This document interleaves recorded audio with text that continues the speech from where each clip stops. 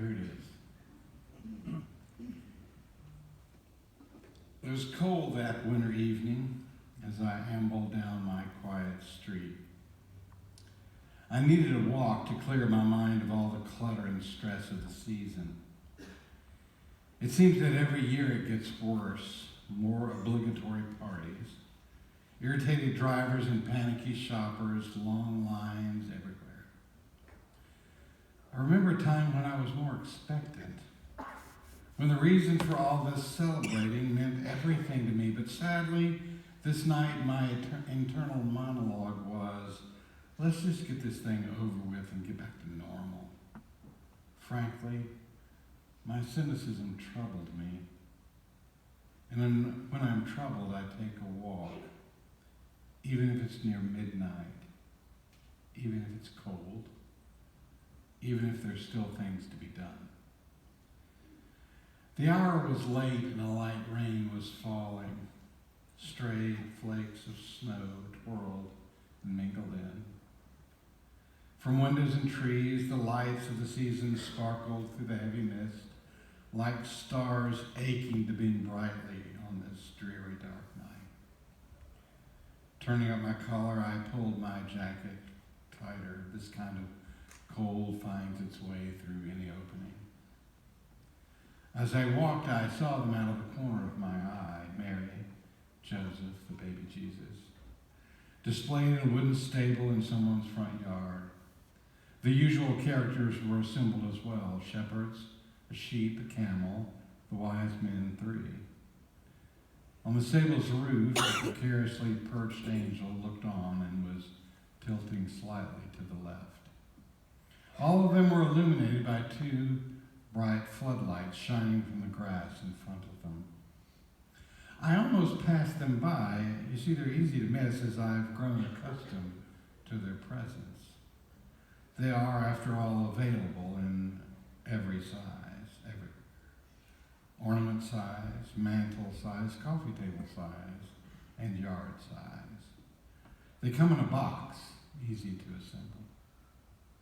But that night, and I'm not sure why, something caused me to turn my head, inviting me to linger. I stopped to look at them for a while. As someone would stand in front of a Rembrandt painting in a museum, I must admit, it felt somewhat odd and awkward. After all, grown-ups don't pause and stare at yard nativity scenes.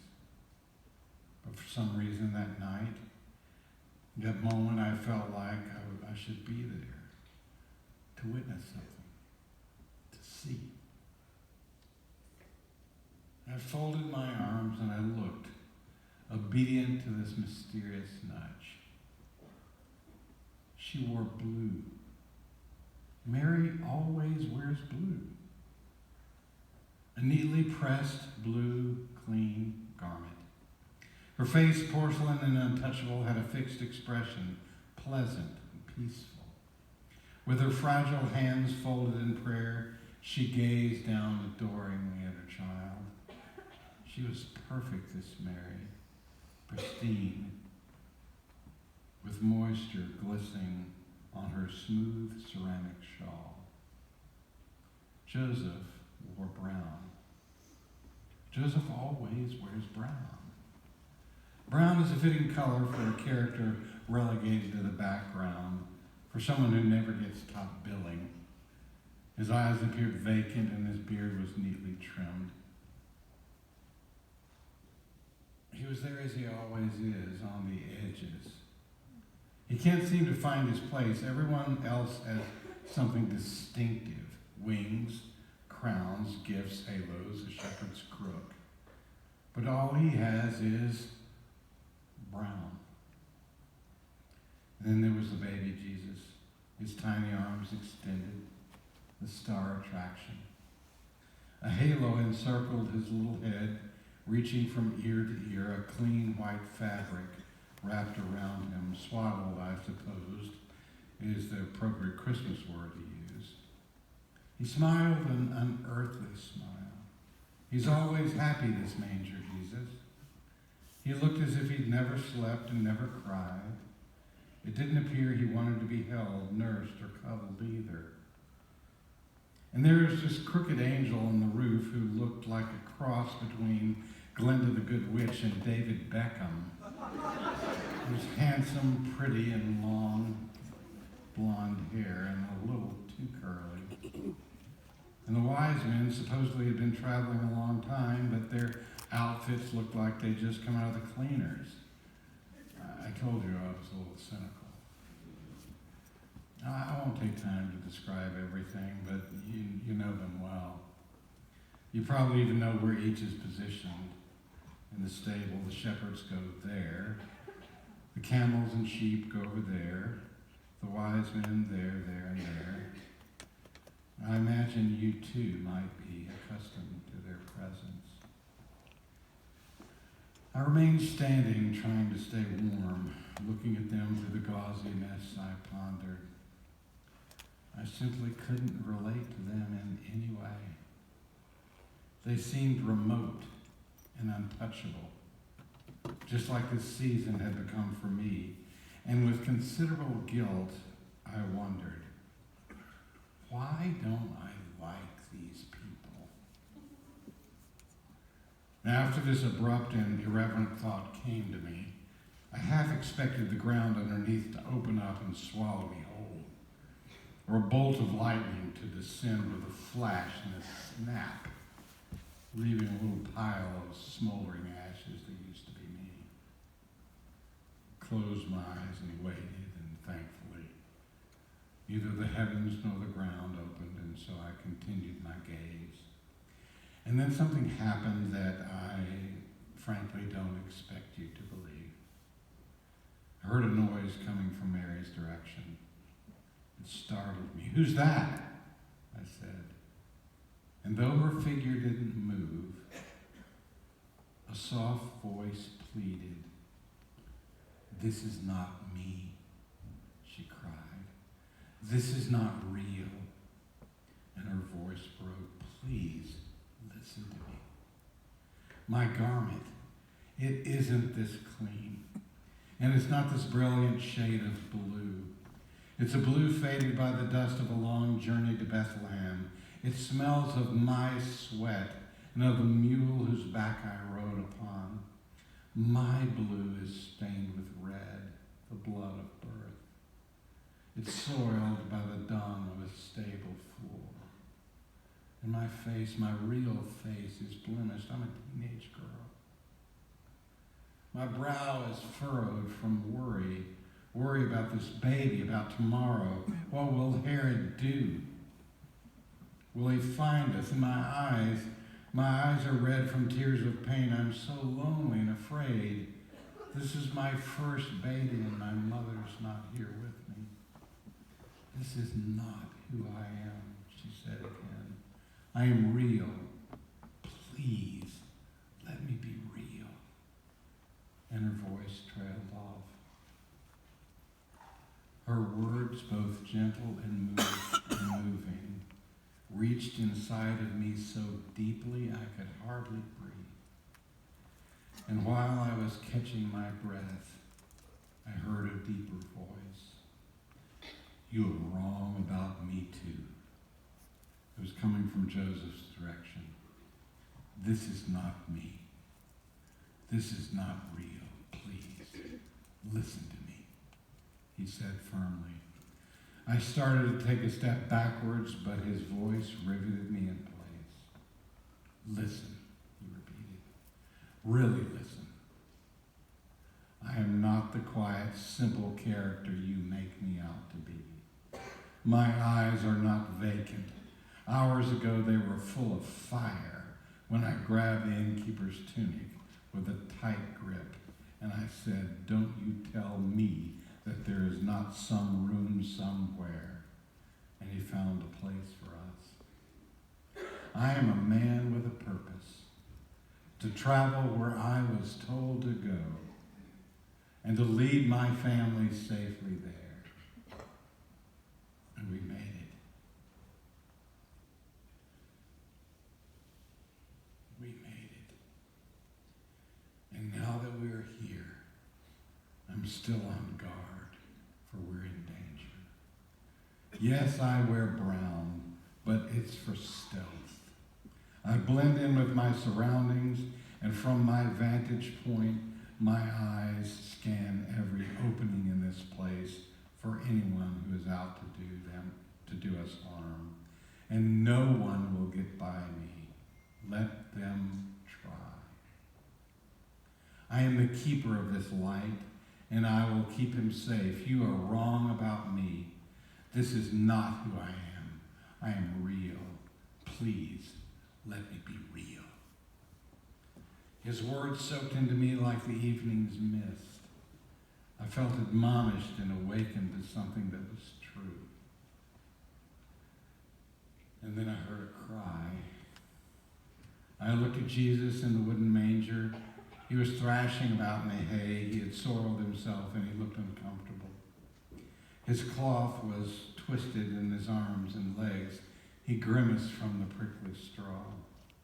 His face was red and his cry grew louder, the cry of a hungry infant. His toothless mouth opened and he arched his back. He cried so hard he ran out of breath, and for a moment it was quiet. But I knew it was that quiet before he drew another breath. And then he wailed so loudly, I expected the lights in the nearby houses to turn on and the neighbors to come out. I wondered if he too would speak, but he didn't need to. Somehow his words were in me and I spoke for him. This is not me. This is not real. Please, listen to me. The reason I came, the reason I was sent, was to be real, to feel everything you felt, to know everything you need because I needed it too. To hurt like you hurt, cry like you've cried, laugh like you've laughed, skin my knee like you skinned your knee, and have my heart broken like your heart has been broken. I came so that one day or one winter night, when you come face to face with your defeat, your moment of absolute need, you can come to me and say, you know this too. Be with me and lead me through it, and I will. This is not me. I am real. Please, let me be real. And then there was silence, a long stillness that hushed the wind and pushed away the noises of the night. In the quiet, I was being given room to feel and consider what I'd just seen and heard. And out of the silence, the truth appeared like stars revealed by parting clouds. Maybe the figures before me weren't real because I'd made them that way, so they would be predictable and safe, easy to ignore and boxed up after Christmas, out of sight and out of mind. Maybe if Jesus wasn't real, he would be tame and small. Maybe I had rendered him untouchable because I was afraid of his touch. I'm sorry, I said, I know this isn't you. I can see it now. You're not who I've seen you to be, untouchable, perfect. Something I made rather than someone who made me. You are real. You are true. You are here. I'm sorry, I said again as my eyes brimmed with tears. The sorrow nudged me to kneel next to Shepherd on the wet grass, in front of something so real, so very real, I couldn't even begin to comprehend it. As I knelt, I became a part of the story, and the story became a part of me, and I felt his gentle pardon. Suddenly, everything expanded. This scene, this night, my heart, and I felt real. After a while, I stood and remained there quietly looking at them as they gazed back at me, and I realized something. I like these people now, and I think they like me too. Shivering, I wondered if Jesus was cold as well. So I laid my scarf over his hands and his feet, the same hands and feet I would one day see again.